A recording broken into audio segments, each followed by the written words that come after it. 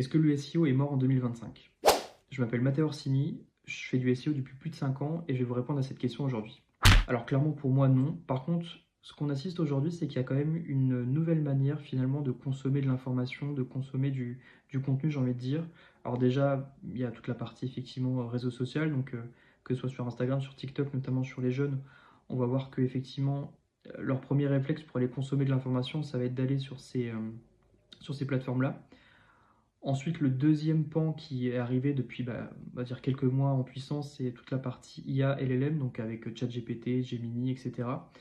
On voit que finalement, les 10 liens classiques bleus pour apporter certaines informations, c'est un petit peu obsolète. On va voir qu'avec ChatGPT, on va avoir des réponses qui sont beaucoup plus complètes, qui sont beaucoup plus personnalisées par rapport à une certaine question, par rapport à une certaine problématique. Donc effectivement, il y a du changement de ce côté-là. Après, effectivement, Google va quand même, avec l'arrivée justement d'AI Overview, va quand même pallier à ce souci-là.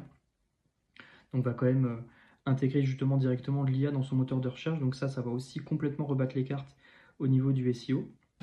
Donc, si vous êtes responsable marketing, entrepreneur, éditeur de site web, je vous encourage quand même toujours à vous concentrer sur le SEO sur Google parce que c'est quand même ce canal d'acquisition qui va vous permettre d'atteindre le plus de résultats, d'atteindre le plus de chiffre d'affaires, le plus de conversions, etc.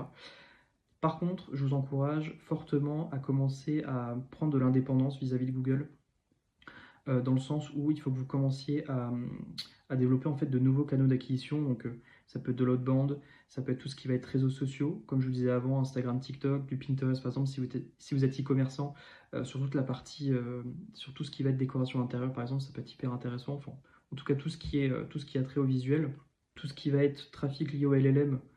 Commencez aussi à vous y intéresser. Alors, c'est pas un très gros volume en termes de trafic actuellement. Euh, Par contre, c'est vrai que c'est un trafic qui convertit plutôt bien, donc c'est toujours intéressant de pouvoir commencer à travailler dessus. Donc, tout ce qui va être paid également, donc du Google Ads, Meta Ads également, hyper important. Et commencez aussi à vous intéresser à tout ce qui va être YouTube, donc sur la partie vidéo, que ce soit sur du format plus court comme ici ou sur du format plus long.